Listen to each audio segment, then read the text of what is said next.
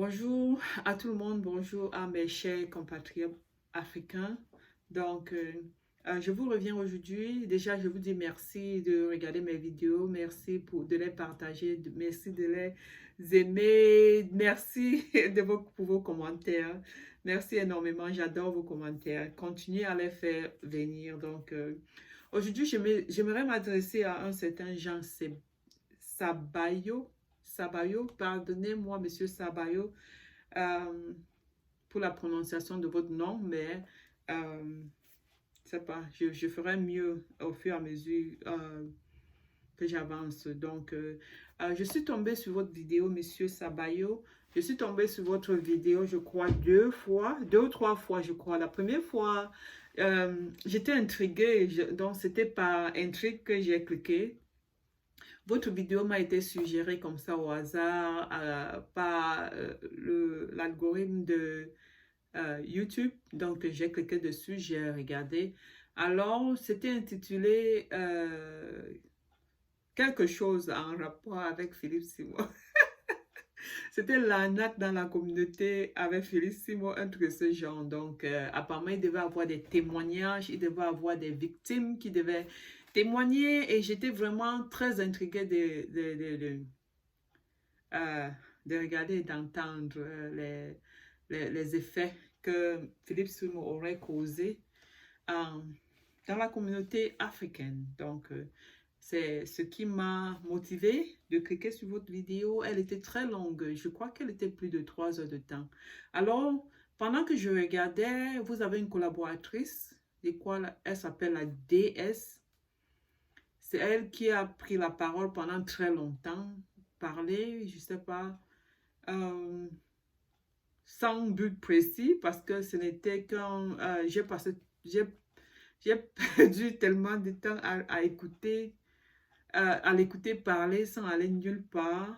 Et ensuite, on a invité sur le plateau, je crois, sur la scène, je crois, une dame, une Ivoirienne qui avait acheté une formation de Philippe Simo qui n'avait pas été livrée, un truc de ce genre, et elle n'arrivait pas à rentrer en possession de son argent. Moi, je m'attendais à une suite, à une série de témoignages, en fait.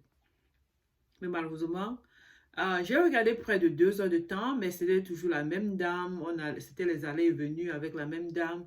Et après, il y avait quelqu'un d'autre qui n'était pas une victime de Philippe Simo.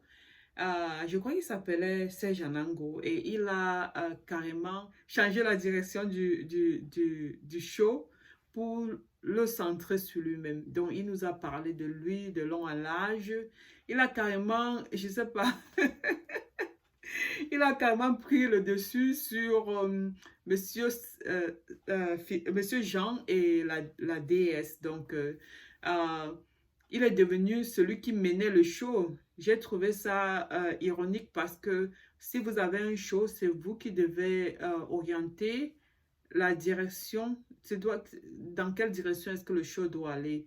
Quelqu'un ne peut pas venir sur votre show et le prendre en otage. Donc, pour moi, c'était un signe euh, de faiblesse de caractère de la part des personnes qui étaient supposées être ceux qui dirigeaient le show. Bon, j'ai perdu près de 2 ans de temps à regarder votre émission. C'était en playback, ce n'était pas en direct. Donc, j'ai regardé sans franchement, à la fin, avoir un sentiment de satisfaction. Je n'ai pas été satisfait. Alors, l'autre jour, je tombe encore sur votre vidéo où vous parlez de Philippe Simo et l'arnaque par rapport à une cagnotte qu'il aura organisée par rapport à un certain médecin. Bon, je ne suis pas ici pour je ne suis pas ici pour parler de la cagnotte elle-même et ce qu'il en découle parce que je ne connais pas l'histoire, je n'en sais rien et je ne suis personne de très près. Je suis ici juste pour parler de la motivation, de votre motivation, selon moi, à, à, à vouloir euh, poursuivre Monsieur Simo. Je ne sais pas si vous le poursuivez en justice ou vous le poursuivez seulement sur YouTube.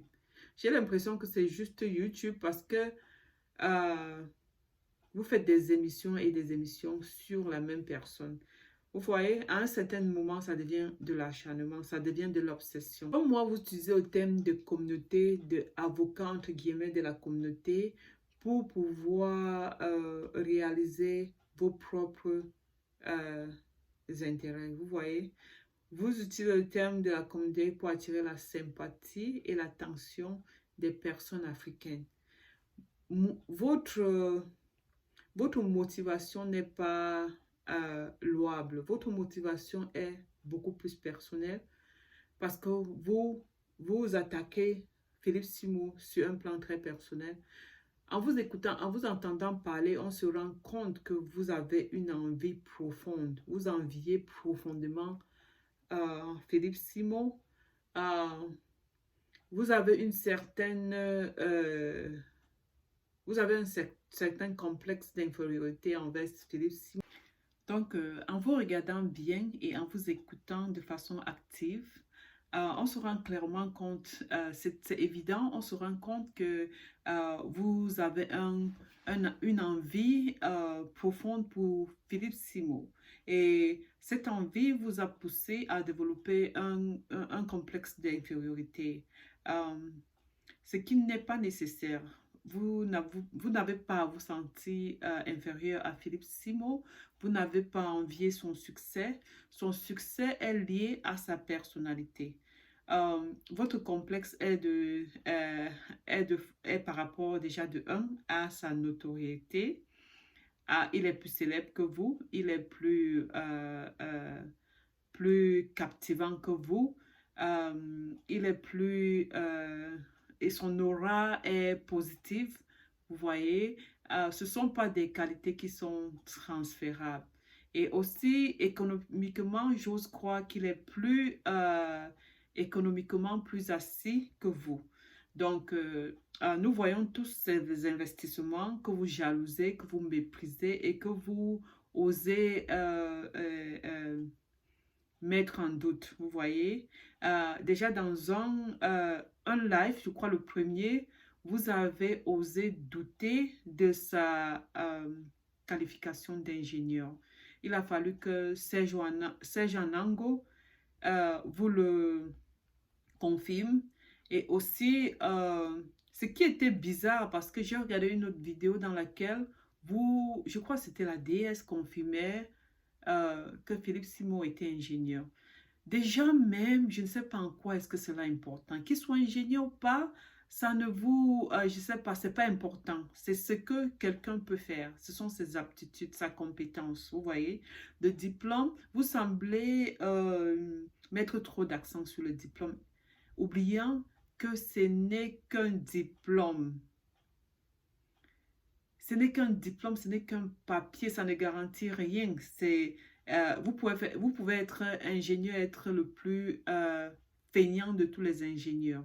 Donc, ce n'est pas la qualification d'ingénieur qu'on met en avant, mais c'est ce que cette personne peut faire avec cette formation dont elle a bénéficié. Et clairement, Philippe Simon nous montre à quel point est-ce qu'il exploite ce qu'il a appris. Vous voyez, à quel point est-ce qu'il est intelligent. Pas seulement dans son domaine, je ne connais rien de son domaine, mais il a clairement pu utiliser ses compétences intellectuelles, mentales, pour pouvoir se bâtir un petit empire, vous voyez. Donc, vous enviez à Philippe Simo sur le plan économique, personnalité, sur le plan... vos motivations sont de nature malicieuse, déloyale et sournoise. Elles ne sont pas faites dans l'intérêt de la communauté et de vouloir trouver justice pour ces personnes quand vous le réclamez, vous le proclamez. Que des gens vous écoutent activement comparer vos diplômes à ceux de Philippe Simo, ce n'est pas nécessaire. Ce n'est vraiment pas nécessaire parce que vous en faites un problème personnel. Vous dénigrez ces vidéos sur l'Afrique. Vous nous dites elles ne servent à rien. Laissez-moi vous dire une chose, elles servent énormément, elles motivent. Vous comprenez?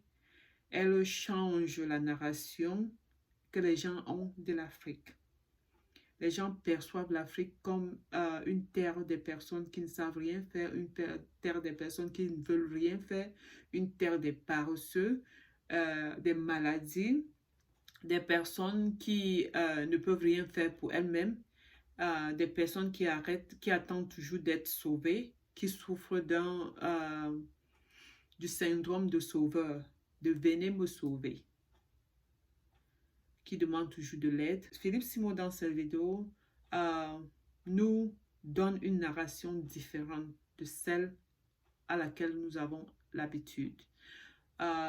Nous montrer des succès individuels en Afrique encourage certaines personnes à se lancer dans le domaine d'investissement en Afrique. Vous comprenez? Ça les fait croire en eux, ça les fait comprendre qu'ils ne sont pas seuls. D'autres l'ont fait, pourquoi pas eux?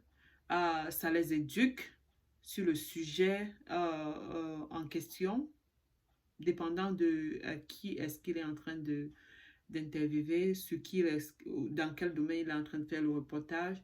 Donc, c'est énormément indispensable, surtout dans la communauté africaine. La communauté africaine est la communauté qui est à terre. Où que vous soyez dans le monde, si vous êtes noir, peu importe votre position géographique, vous êtes au bas de l'échelle. C'est un fait, c'est un système dans lequel nous vivons et que nous devons nous en rendre conscients et changer. Vous comprenez? Il est plus qu'indispensable de le changer. Alors, les reportages comme celui que Philippe Simon fait sont très indispensables pour la jeunesse africaine. La jeunesse africaine a besoin de voir cela pour se motiver, pour se sentir encouragée, pour se percevoir comme des personnes de valeur. C'est valorisant. C'est édifiant. Alors, dire cela est très, très malhonnête.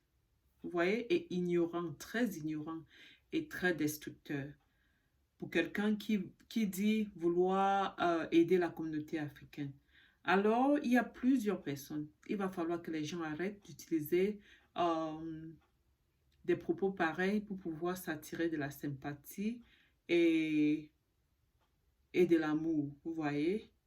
Il n'y a que quelqu'un qui se sente malheureux pour pouvoir tenir des propos pareils. Donc, Philippe Simon est un motivateur africain dont la jeunesse en a énormément besoin. Philippe Simon a pris une route différente de celle de la majorité. Oui, Philippe a décidé de choisir une route complètement opposée à celle de la majorité qui est de centrer l'intérêt sur les vices, vous voyez, de centrer l'intérêt sur les loisirs, de centrer l'intérêt sur les dépenses. Il y a des Africains les Africains se louent, vous voyez, les Africains prennent de la fierté à dépenser, vous voyez. Les Africains dépensent, ils préfèrent se centrer dans les dépenses et en être fiers. Ce qui est quelque chose de complètement folle parce que les Africains vivent dans un système qui a été mis sur pied, un système global, vous voyez, un système qui a été mis sur pied pour les maintenir au bas de l'échelle. Donc, où que vous soyez dans le monde de façon globale et en Afrique de façon particulière, si vous avez la peau noire, vous êtes au bas de l'échelle. C'est systématique, vous voyez, c'est systématique. C'est mis sur pied expressément et spécifiquement et précisément et méticuleusement pour fonctionner comme cela. C'est l'ordre des choses dans le monde. Seul l'Africain n'a pas encore compris que sa motivation première devrait être de sortir de cette position-là, d'inverser cette position qui lui a été attribuée, parce que des mécanismes ont été aussi mis sur pied pour le maintenir à ce niveau-là. Mais la majorité n'ont pas compris. La majorité n'ont pas compris. Qu'est-ce qu'ils font? Ils se vantent d'être des plus grands buveurs, des plus grands buveurs des vins et des champagnes de marque. Ils se vantent de porter des vêtements les plus chers alors qu'ils n'en fabriquent aucun. Donc, Philippe a décidé de changer le ton et d'être l'Africain conscient et de réaliser que, waouh, nous devons nous mettre au travail. Nous devons chacun penser à créer de la richesse et de la richesse générationnelle. On peut décider de se centrer, malgré qu'il soit ingénieur, il aurait pu continuer à travailler pour les entreprises, pour lesquelles il travaille, mais il s'est dit, je peux être mon propre maître et définir moi-même la trajectoire que je veux pour ma vie. Et je vais la bâtir moi-même. Il s'est bâti de lui-même. C'est à respecter, que vous le vouliez ou pas. Que vous vouliez attribuer son succès aux arnaques qu'il aurait fait des personnes que vous dites représenter, que vous l'attribuez à autre chose. Le succès commence dans la tête. Vous voyez, même pour arnaquer. L'arnaque commence dans la tête. Il faut être intelligent pour arnaquer. Vous voyez, il faut planifier, il faut trouver les stratégies et pour mener à bien son plan et réussir à convaincre les gens. Vous voyez un peu. Donc, c'est tout un travail qui est mis sur pied pour pouvoir créer l'arnaque. Je ne suis pas en train de dire que je supporte l'arnaque, je suis juste en train de vous dire que vous ne pouvez pas remettre en question les accomplissements de Philippe. Il a motivé énormément de personnes. Il a il a influencé énormément de jeunes. Vous n'avez qu'à faire un sondage pour pouvoir regrouper les preuves. Vous voyez un peu. Faites un sondage et vous verrez. Ne prenez pas seulement une ou deux personnes qui ont été mécontents du service de Philippe Sumo pour ternir tous ses accomplissements. Vous voyez un peu, c'est beaucoup de travail. Donc, nous savons toujours critiquer. Si vous deviez aller acheter ces services chez les Européens, vous n'aurez aucun problème à aller payer le prix. Les prix peut-être triple ou quadruple et pour avoir la même formation. Mais comme c'est quelqu'un de votre genre, mais comme c'est quelqu'un de votre apparence et comme nous souffrons tous de la haine en soi, nous projetons notre haine sur cette personne-là et nous la détestons. Nous savons tous comment ceci marche. Alors, respectez les accomplissements des gens. Surtout les gens qui vous ressemblent, les gens qui sont noirs de peau comme vous. Apprenez à respecter les accomplissements des gens.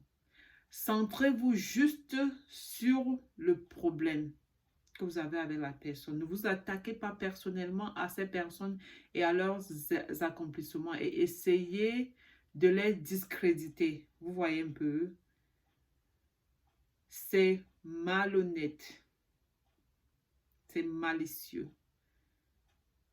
Ce n'est pas professionnel. Vous êtes un avocat. Vous dites être un avocat et vous voulez défendre la communauté. Je suis sûre qu'autour de vous, il y a tellement d'Africains qui ont besoin de vos services pour des problèmes beaucoup plus sérieux et plus urgents. Et surtout les personnes dont la vie est menacée, surtout des personnes qui souffrent des injustices liées à la couleur de leur peau en France, que ce soit lié à leur bail, peut-être, je ne sais pas, à leur boulot, à n'importe quel genre de contentieux. Alors, ces personnes bénéficieront énormément de vos services. Vous êtes un avocat, vous dites que vous êtes un avocat qui a du succès. Alors, faites valoir vos succès et que ces personnes viennent témoigner de vos succès. Ne venez pas nous vendre votre titre d'avocat parce que cela ne veut rien dire, ce n'est pas signifiant, vous voyez un peu. ce n'est pas signifiant. Laissez les personnes qui sont satisfaites de vos services vous vendre. Si vous voulez défendre les personnes qui ont été victimes des arnaques, entre guillemets, comme vous le dites, de Philippe Smo, je crois qu'il y a la loi, je crois qu'il y a un processus légal que vous pouvez engager pour pouvoir gérer ce genre de choses. Et non venir tout le temps sur Facebook, vouloir salir quelqu'un qui est en train de de se battre, vous voyez un peu, c'est vraiment pas digne, c'est indigne pour un soi-disant africain qui aide la communauté. Quand vous aidez la communauté, vous devez être loyal à la communauté, vous voyez un peu. Vous ne devez pas chercher à détruire, vous devez chercher à protéger, vous devez protéger. Et quand on parle de protéger, vous devez protéger tout le monde. Et vous devez savoir faire la part des choses. Si Philippe a failli, quelque part, il faut cercler cela, cet endroit-là, et il faut identifier exactement où il a failli et gérer cela. Mais de vouloir le dénigrer de façon générale, non. Non, non, non, non. Ça, c'est mal intentionné. Alors, monsieur Jean, vous pouvez devenir comme Philippe, vous pouvez devenir plus que Philippe si vous vous mettez au travail, si vous recentrez votre attention sur vous-même, sur les aspects de votre personnalité, de votre boulot, de votre carrière, que vous deviez peut-être améliorer et travailler dessus, vous serez aussi quelqu'un d'accompli que Philippe. Donc, centrez votre attention sur vous-même et vous allez réussir. Je ne vous souhaite rien d'autre que du succès. Je souhaite du succès à tout le monde et que chacun se centre sur soi. Ce n'est que comme ça que nous allons émerger comme peuple. Donc, merci beaucoup.